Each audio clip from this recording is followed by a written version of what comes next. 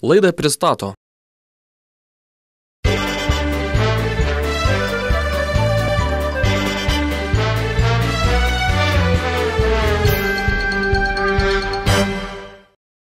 Auksinė mintis.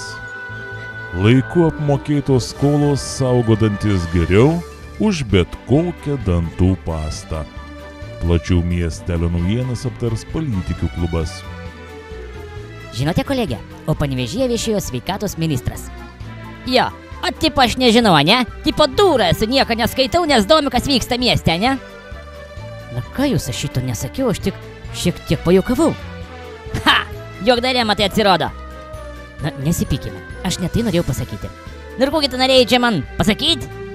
Ogi tai, kad labai jau tokie įdomus sveikatos ministro Andriukaičio planai. Ir kokiegi atinai planai? O jūs paklausykite, kolegė. Žūtbūt reformuoti sveikatos apsaugos sistemą, išgyvendinti vokelius, užmauti apynasrį privačioms gydymo įstaigoms ir ministro kėdėje išsilaikyti dar bent 7 mėnesius. Štai tokius uždavinius kelia sveikatos apsaugos ministras Vytenis Andriukaitis. Na, kasgi bus po tų 7 mėnesių? Matote, susitikime su Panevėžio ligoninės medikais ministras juokavo suskaičiavęs, kad jo pirmtakai ministro poste užsibūdavo vidutiniškai metus ir porą mėnesių. Ir per 22 nepriklausomybės metus sveikatos ministerijai spėjo pavadovauti net 17 ministrų. Ir kasgi čia iš tą? O tas, kad jam pasiekti rekordą, bereikia 7 mėnesių. Todėl ir jo darbai suplanuoti dar 7 mėnesiams. Gal Anas Špausininkas ar kuo, ne? Na, taigi jis sako, padarys tvarką. Kokį tvarką Anas padarys, kokį čia išneki? Na, paklausykite, jis žada padaryti, kad privatus sektorius, gaunantis finansavimą iš ligonių kasos, turi dirbti neimdamas papildomų pinigų iš žmonių, nes šitas gydymas apmokėtas valstybės.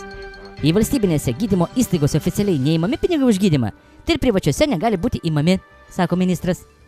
Va, go, nu tiesų, nesako, tiesų. Sutinku, čia reikia dirbti. Pirmin, ministrė, pirmin, laidžiam, kur tada sakė padarys. Dar ministras sutinka, kad jo ketinimai pertvarkyti sveikatos apsaugos sistemą sukėlė milžinišką ažiotažą, tačiau tvirtina, neketinantis atsakyti planų. Gerai, tegu dirba dar 7 mėnesius, tada žiūrėsime. Be to, Andriukaitis pripažino, kad ir valstybinėme sektoriuje egzistuoja neįteisinti mokesčiai vokeliuose. Tipo kyšė, ne? Na taip. Ir kokią Anas padarys? Pasak jo, Konstitucija sako, kad medicinos pagalba valstybinėse gydymo įstaigose Lietuvos piliečiams teikiama nemokamai. Tai na ir kas? O jis sako, kad išgyvendins vokelius. Špausininkas, tik čia neįmanoma. O kodėl neįmanoma?